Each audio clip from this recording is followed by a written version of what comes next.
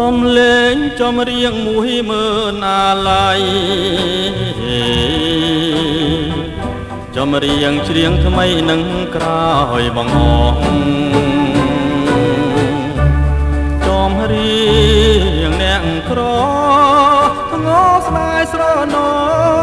ស្ដាយចិនដែលស្មោស្ដាយឈ្មោះស្នេហាចំរៀងសោកស្ដាយคล้ายជាពរជ័យ